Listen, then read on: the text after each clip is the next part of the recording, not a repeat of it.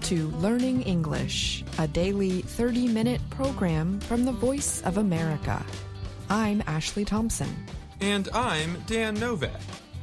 This program is designed for English learners, so we speak a little slower and we use words and phrases especially written for people learning English.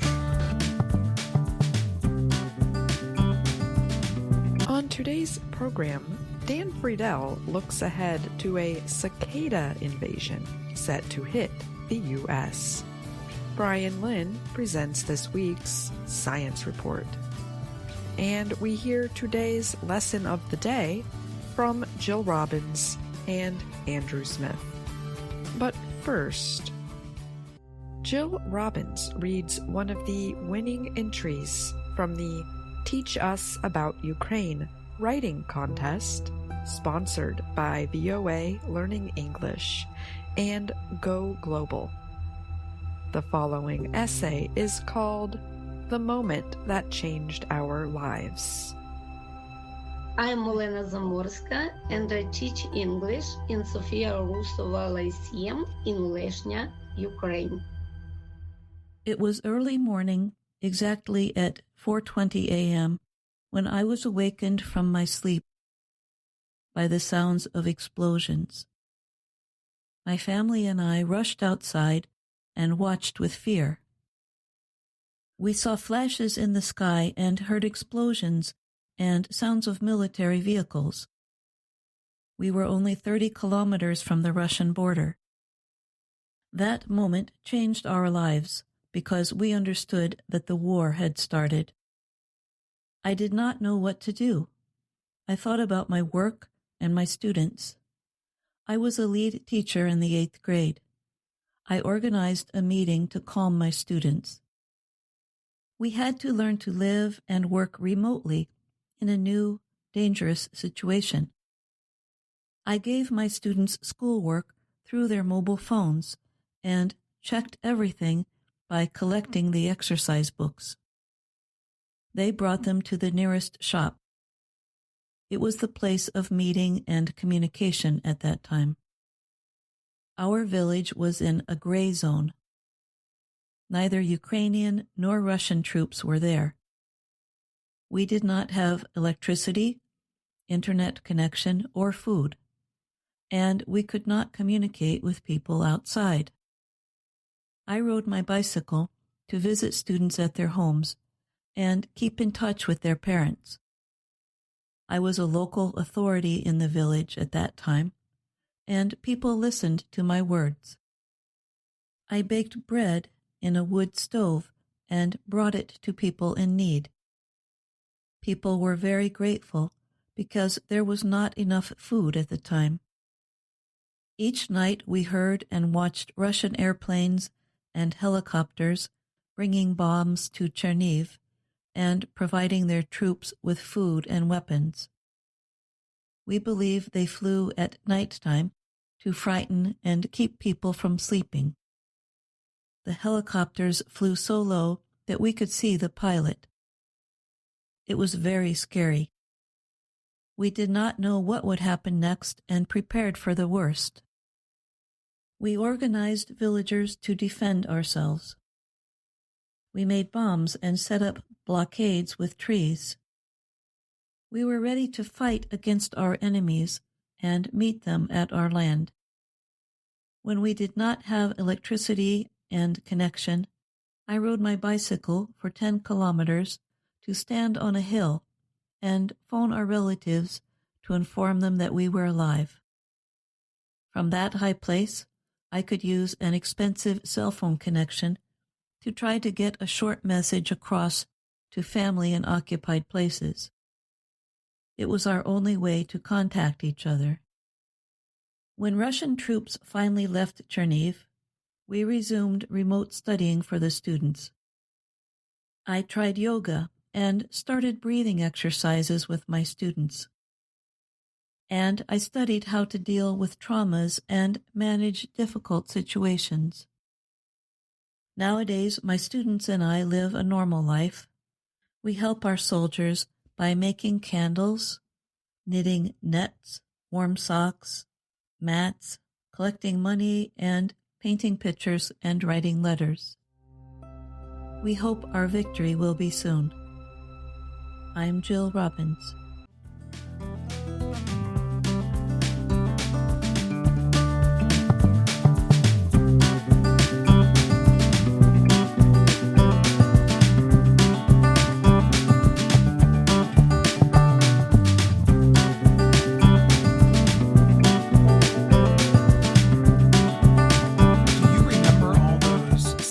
Videos from the United States in 2021? Well, prepare for a repeat performance this year. The insect show begins as early as April.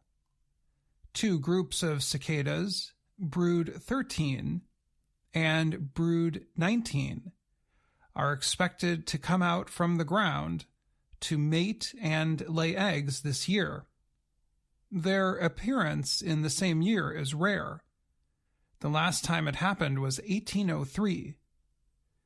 Brood 13 is on a 17-year cycle. They will be found in the Midwestern states of Illinois, Iowa, Wisconsin, and Kentucky. Brood 19 is on a 13-year cycle. They will come out in an area stretching from Indiana and Illinois southeast to the southern states of Alabama and Georgia. Scientists expect more than 1 trillion cicadas to appear in some small areas where the two broods are close to each other. The insects will begin to climb out of the ground when the soil warms to about 18 degrees Celsius. So they will be seen in warmer southern areas as early as April. It will be closer to summer, sometime in June, before the cicadas arise to the north in Wisconsin, Indiana, and other Midwestern states. Cicadas are large, noisy insects from about 2.5 to 5 centimeters long. Like most insects, they have wings. They also have big, bulging eyes. There are thousands of species of cicada around the world. The huge majority of cicada species arise each year or annually. Then there are the periodicals, which arrive after numerous years in the ground. The periodical cicadas emerge to mate. The male cicadas make a thrumming sound with their wings on their bodies to call for mating. The singing appeals to females. The insects mate and leave their fertilized eggs on trees. The resulting young fall to the ground after breaking out of their shells. They dig down into the ground where they live for years, feeding on the liquid that comes from tree roots. 7 of the 9 known periodical cicadas live in North America. Of the other 2 groups, one is in India and one is found only on the island country of Fiji. Floyd Shockley is an insect scientist or entomologist with the Smithsonian Institution's National Museum of Natural History in Washington, D.C. He said, "This year's group of cicadas will include 4 different magicata species within the 19 brood. The next time brood 19 and brood 13 will come out in the same year will be in 2245. I'm Dan Friedel.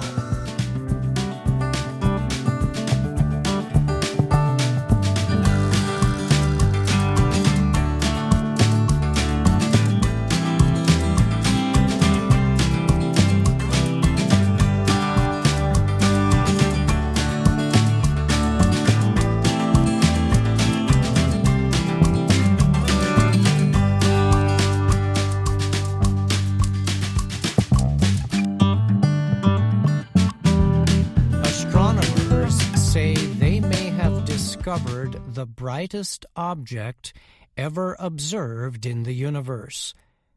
The discovery involves a distant space object known as a quasar.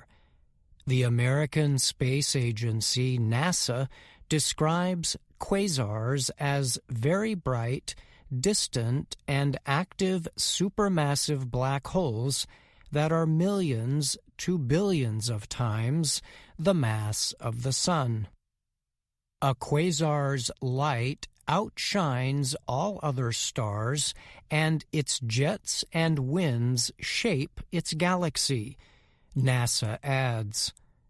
A team led by Australian researchers identified the super-bright quasar. The European Southern Observatory's, ESO's, very large telescope, based in northern Chile, collected most of the data. Additional data came from Australia's Siding Spring Observatory. The researchers estimate the record-breaking quasar is at least 500 trillion times brighter than our own Sun. The team also noted the black hole powering the object is more than 17 billion times larger than our Sun. The quasar is about 12 billion light-years away from Earth. It is thought to have existed since the early days of the universe. A light-year is the distance light travels in a year, about 9.5 trillion kilometers. The object was already known and had been studied before, but scientists say it was misidentified in the past as a star. The newly identified quasar is so large that its black hole could easily swallow at least one sun per day, the team said. The researchers recently reported their finding in a study in the publication Nature Astronomy. The quasar appears only as a small dot in images, but scientists say they imagine it to be a very powerful and active place. The team says the black hole is thought to have a circulating disk containing gas and other matter from swallowed stars. The disk spins continuously like an intense, active storm. This quasar is the most violent place that we know in the universe, said the lead writer of the study, Christian Wolff. He is an astronomer and professor in the College of Science at Australian National University. The ESO first found the object, known as JO529-4351, in 1980. At the time, it was identified or classified as a star. Then last year, it was identified as a quasar.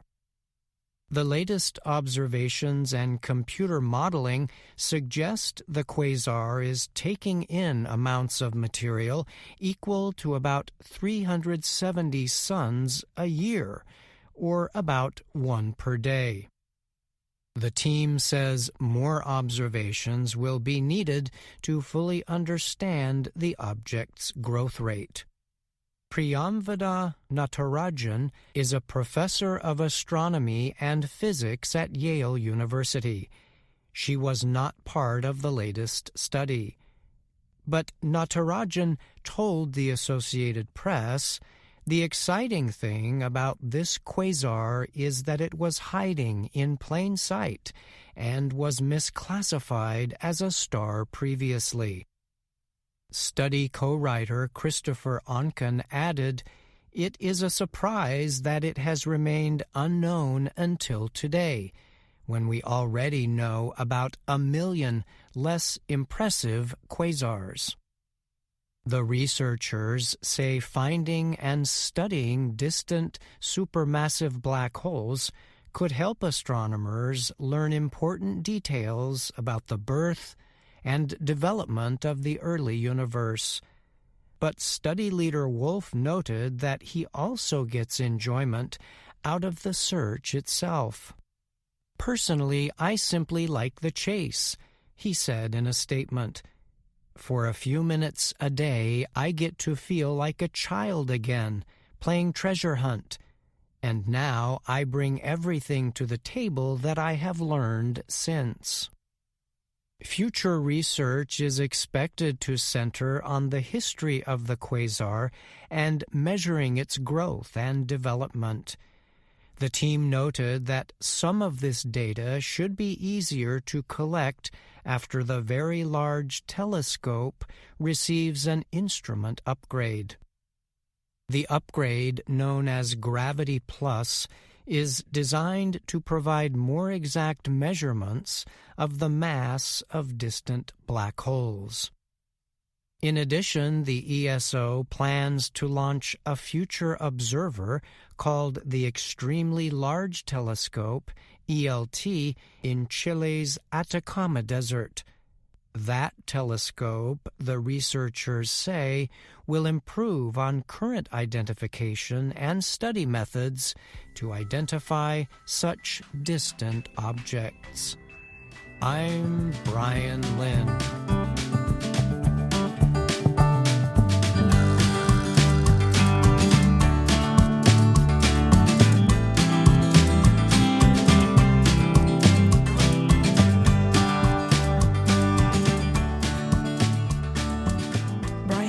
Joins me now to talk more about his science report. Thanks, Brian, for being here. Sure, glad to be here. This week, you described the discovery of what scientists think might be the brightest object ever observed in the universe. The report mentions this object was previously misidentified. What can you tell us about that? Yes, the first classification of this object came actually in 1980, and at that time it was identified as a star. And it wasn't until last year that a new examination of data identified it as a quasar. The team noted these kinds of misclassifications can happen because the nature of objects can change over time, and researchers also use machine learning tools because these searches tend to be very large, and sometimes these methods can get things wrong too. And did the researchers talk about what makes this quasar appear so bright? Yes, so the scientists did explain that quasars are powered by supermassive black holes, and these black holes are known to collect huge amounts of matter from surrounding areas. So they say this activity produces large amounts of energy. One researcher even compared this intense black hole activity to a swirling hurricane storm here on Earth. And the team said all this energetic activity produces very bright light, and this is how scientists are able to find and classify these objects. Okay, thanks again for joining me, Brian, and thanks for that report. You're welcome. Thank you.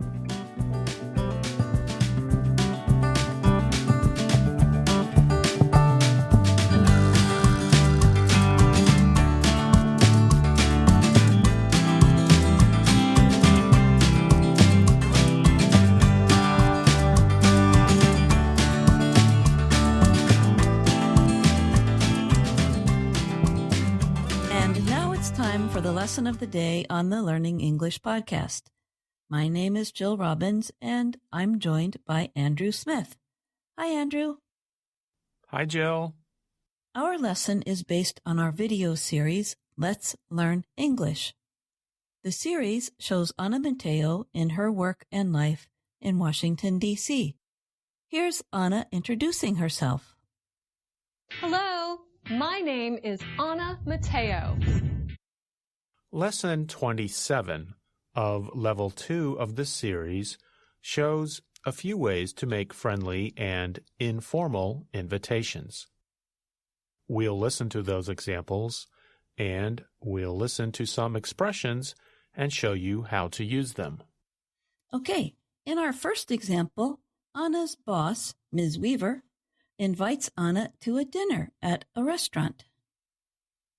Hello, Ms. Weaver. Oh, Anna, I've invited some people to dinner Saturday. We're going to that new seafood restaurant, Fish on a Dish. Why don't you join us? My treat. We can say the 3 words, "Why don't you?" at the beginning of an invitation. It means the same thing as, "Would you like to?" We use "why don't you" with friends or when we do not want to sound too formal. Jill, why don't you explain the expression, "my treat"? All right, I will. Listen to Ms. Weaver again. Why don't you join us? My treat. My treat simply means that Ms. Weaver will pay for dinner. For example, if you are at a restaurant with a few friends or family members and you want to pay for everyone, you can take the bill and say, "My treat." Another way of saying my treat is to say, "It's on me." If I say, "It's on me," that means I want to pay for it. But if I say dinner's on me, that might mean that I spilled my plate in my lap. Yes, in the literal physical sense. That's true. After Ms. Weaver asks Anna to dinner, Anna politely says that she cannot join her. To do this, she simply begins with the word thanks. Thanks, Ms. Weaver, but I already have plans. My friend has invited me to her houseboat. Houseboat? Really? That's unique. Yes, it is. In fact, I'm thinking of living on a houseboat. The word unique means very special or being the only one of its kind. And notice how Anna talks about the future by using the present progressive tense. Yes, it is. In fact, I'm thinking of living on a houseboat. When we say the 3 words, "I'm thinking of," and then add an ing verb, that means we are considering or planning a future action. Right. So, for example, I'm sitting at my desk right now, but I'm thinking of going for a walk with my friend later today. Sounds like a good idea. Now, let's hear Ms. Weaver's reaction to Anna. Yes, it is. In fact, I'm thinking of living on a houseboat. Aren't you too tall and klutzy to live in a houseboat? I am not too tall. Sorry. Ms. Weaver uses the adjective klutzy. That means someone who does not have good control of their body and tends to have little accidents. Oh, you mean like me? For example, if you are klutzy, you might drop a glass or knock over some object like a desk lamp or bump into something. Klutzy is spelled Klutzy. In the video, Anna knocks over 2 signs in the hallway at work just after she says she is not too tall. The noun form of klutzy is the word klutz, and a synonym of klutzy is clumsy. That's spelled Clumsy. Andrew, I noticed the 2 words sound similar.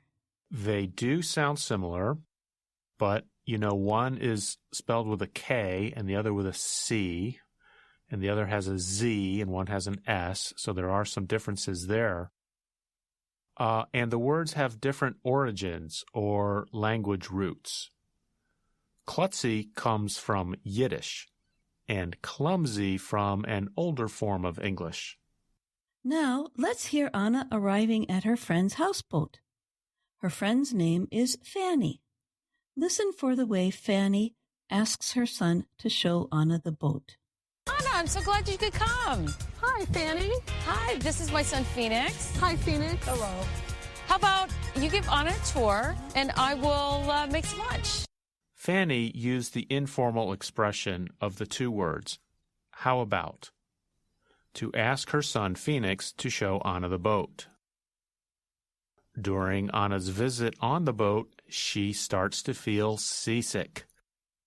We sometimes get seasick because of the movement of a boat on the water. We say the boat rocks back and forth. Can you stop this boat from rocking for a minute? The problem for Anna is that the boat continues to rock. Later, Fanny notices that Anna does not feel well. Anna, are you feeling okay? Yeah. I just need some fresh air. Let me open a window for you. No, I need some fresh land air. I need to breathe air on land. Is that the time? I should really be going.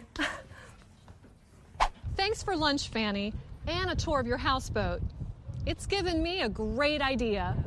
You're going to live on a houseboat? Sort of. Thanks again. At the end of the video, we see the idea Anna was talking about. She invites Ms. Weaver to hang out or spend time on a boat. Hi, how would you like to hang out on my boat? Great, see you then. This time, Anna uses the more formal expression, would you like to? However, by adding the word how at the beginning, she makes it sound just a little bit less formal. Listen again. Hi, how would you like to hang out on my boat? Great, see you then. At the end of the video, we see Anna and Ms. Weaver sitting in a small boat on the grass in Anna's yard. And Ms. Weaver does not look too excited about it. No, she doesn't. But hey, at least she doesn't have to worry about getting seasick. I've been seasick before, and I can tell you, it's not fun.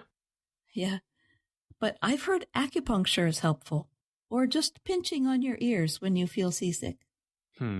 Well, I wish I had known that at the time. Well, before our listeners get sick of listening to me, let's remind them that each lesson of the Let's Learn English series has a lesson plan that they can download for free from our website. The plans can be helpful for both students and teachers. And remember that you can find us on YouTube, Facebook, and Instagram. Thanks for listening to the Lesson of the Day on the Learning English podcast. I'm Jill Robbins. And I'm Andrew Smith.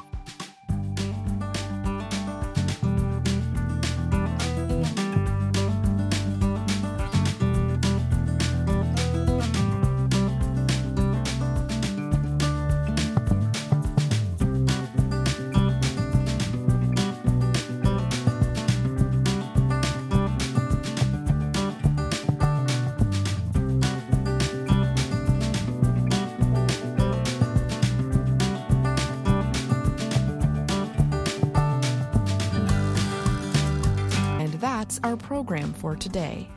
Join us again tomorrow to keep learning English through stories from around the world. I'm Ashley Thompson. And I'm Dan Novak.